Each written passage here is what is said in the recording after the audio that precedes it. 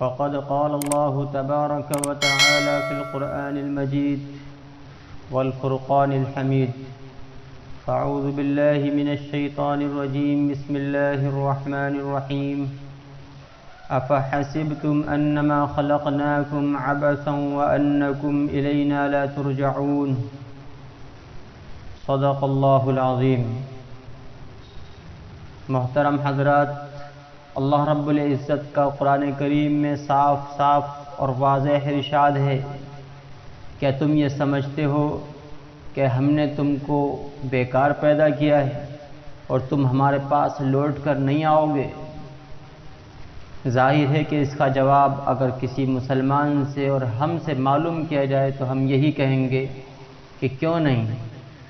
ہم ایسا ہرگز نہیں سمجھتے کہ ہم دنیا کے اندر بیکار آئے، بلکہ ہم اس دنیا کے اندر ایک بامقصد زندگی کو لے کر آئے اور ہمیں اللہ کی طرف لوٹ کر جانا ہے.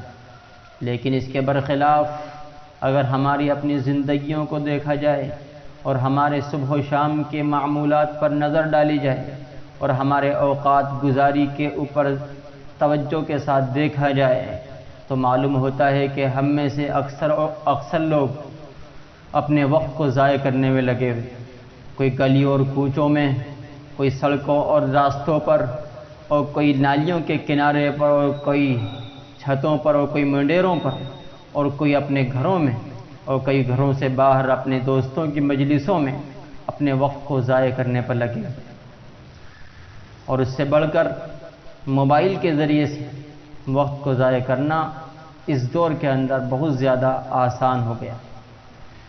میرے دوستو، اللہ کے رسول صلی اللہ علیہ وسلم نے مبارک اس حدیث کے اندر فرمایا، مشکات شریف کی حدیث ہے کہ 5 چیزوں سے پہلے غنیمت سمجھو، اور اس میں سے ایک ہے کہ انسان اپنی فرصت کے اوقات کو غنیمت سمجھے مشغولی سے پہلے، کیونکہ اوقات جب فرصت کے آتے ہیں تو اس میں ہم لوگ احتیاط نہیں کرتے اور اپنے اوقات کو ضائع کر دیتے ہیں، اور پھر بعد میں احساس ہوتا ہے کہ ہم اس دنیا کے اندر جو اوقات ہم کو ملے تھے اس میں ہم کچھ کر لیتے.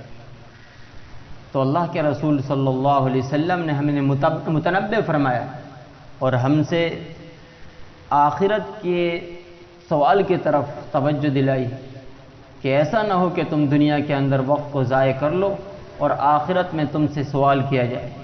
اسی طرح سے ترمذی شریف کی حدیث ہے، رسول اللہ صلی اللہ علیہ وسلم کا پاک ارشاد ہے کہ لا يزال قدم ابن آدم یوم القیامت حتی یسأل عن 5، کہ قیامت کے روز اللہ رب العزت کے سامنے سے بندہ نہیں ہٹ سکے گا اور وہیں کھڑا رہے گا جب تک کہ اس سے 5 سوالوں کے جواب نہیں لیے جائیں. عن عمرہ فیما افناہ، کہ اس کی عمر کے بارے میں سوال ہوگا کہ اس نے اس کو کہاں فنا کیا، کہاں لگایا. وعن شمابہ فیما ابلاہ، اس کی جوانی کے بارے میں سوال ہوگا کہ اس نے اس کو کہاں کھپایا. وعن مالہ من این اکتسبہ، اس کے مال کے بارے میں سوال ہوگا کہ اس نے اس کو کہاں سے کمایا. وفیما انفقہ، اور چوتھا سوال ہوگا کہ اس نے اپنے مال کو کہاں خرچ کیا. وماذا عمل فیما علم، اور اپنے علم پر کتنا عمل کیا. میرے دوستو، اس میں پہلے اور شروع کے 2 سوال وقت، زندگی، جوانی کے قیمتی اوقات کے بارے میں ہیں کہ ہم نے اپنی جوانی کے اور اپنی زندگی کے قیمتی اوقات کو کہاں لگایا. رسول اللہ صلی اللہ علیہ وسلم نے ہمیں متنبہ فرمایا ہے اور ہمیں ہوشیار کیا ہے کہ ان سوالوں کی طرف توجہ دی جائے اور آخرت کی فکر کی جائے. میرے دوستو، ہم اللہ رب العزت کی کتنی نعمتوں کو ایسے ہی ضائع کر دیتے ہیں، اور ایسی نعمتیں ہیں کہ ہم ان کو بعد میں پھر ہمیں احساس اور پچھتاوا ہوتا ہے. رسول اللہ صلی اللہ علیہ وسلم نے ارشاد فرمایا، بخاری شریف کی حدیث ہے کہ نعمتان مغبونان فیہما کثیر من الناس، کہ 2 نعمتیں اللہ کی دی ہوئی ایسی ہیں کہ لوگ اس میں دھوکے میں پڑے ہوئے ہیں، اس کی طرف توجہ نہیں دیتے. ان میں سے پہلی نعمت ہے الصحہ اور دوسری نعمت ہے الفراغ. صحت یعنی تندرستی کی نعمت. تندرستی آتی ہے تو لوگ احتیاط کے ساتھ نہیں گزارتے، اپنی تندرستی کی طاقت کے اوقات کو اللہ کی اطاعت میں فرما برداری میں نہیں گزارتے. اسی طرح سے والفراغ اور فرصت کے اوقات ملتے ہیں تو ان کو یوں ہی ضائع کر دیتے ہیں. آج ہمارے فرصت کے اوقات کو ضائع کرنا بڑا آسان ہو گیا ہے اور ہم لوگ اپنی فرصت کے اوقات کو ادھر ادھر کے کاموں میں گلا دیتے ہیں، ضائع کر دیتے ہیں.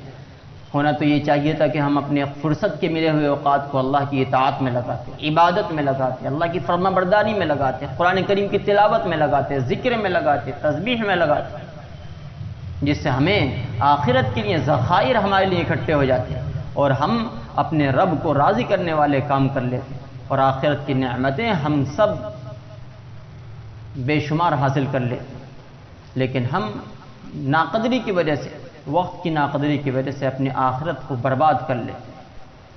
میرے دوستو، وقت کی قدردانی پر اللہ رب العزت نے جنت کے وعدے فرمائے اور وقت کی ناقدری پر جہنم کے وعدے فرمائے. سورہ حاقہ کے اندر اللہ رب العزت صاف طور سے ارشاد فرماتا ہے کُلُوا وَاشْرَبُوا هَنِيئًا بِمَا أَسْلَفْتُمْ فِي الْأَيَّامِ الْخَالِيَةِ، کہ اے لوگو کہ تم نے اپنے فرصت کے اوقات میں، اپنے خالی اوقات میں جو اچھے اعمال کیے تھے ان کی وجہ سے جنت کی نعمتوں کو کھاؤ اور پیو.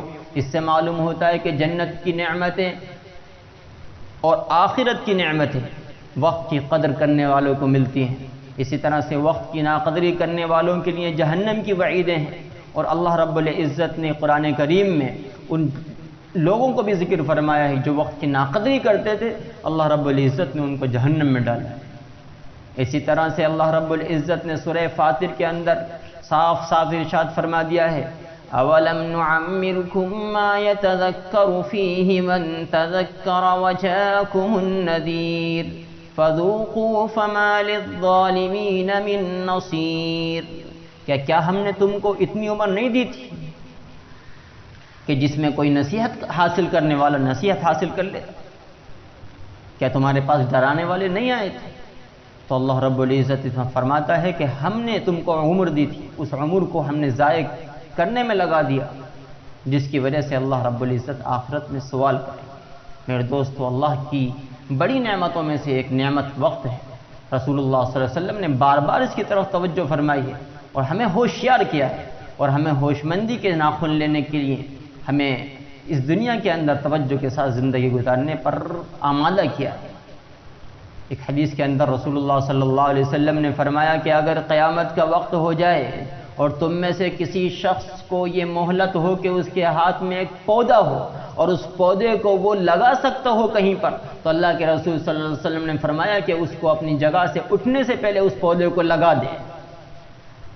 تو اس سے کتنی بڑی اہمیت اللہ کے رسول صلی اللہ علیہ وسلم نے اس کے ذریعے سے بیان فرمائی کہ سبق یہ ملتا ہے کہ ہمارا ایک لمحہ اگر قیامت بھی واقع ہونے والی ہے تو ہم اس لمحے کے اندر کوئی نیک کام کر سکتے ہیں، کوئی اچھا کام کر سکتے ہیں، کسی کو فائدہ پہنچانے کا یا اپنی آخرت کو بنانے کا، تو اس کو کر گزرنا چاہیے. اور اگر ہم نے اپنے اوقات کو یوں ہی ضائع کر دیا تو آخرت میں ہماری اس وقت کی پوچھ ہوگی اور دنیا کے اندر جو اس کی وجہ سے نقصان ہونے والے ہیں وہ ہیں. کتنے لوگ باصلاحیت ہیں، ذہین ہیں، جو اپنے اوقات کو فارغ کر کے اپنے اوقات کو اچھے کاموں میں لگا کر امت کو فائدہ پہنچا سکتے ہیں، لیکن وقت ضائع ہو رہا ہے. عوام کا تو عوام کا، لیکن دین کی سوچ رکھنے والے دیندار لوگوں کا بھی وقت یوں ہی ضائع ہو رہا ہے. اللہ تعالی ہم سب کو اپنے اوقات کی قدر کرنے کی توفیق عطا فرمائے اور ہمیں اپنے ایک ایک لمحے کی قدر کر کے اپنی دنیا اور آخرت کو سنوارنے کی فکریں، اللہ رب العزت کو راضی کرنے کی فکریں نصیب فرمائے. آمین. وآخر دعوانا ان الحمد للہ.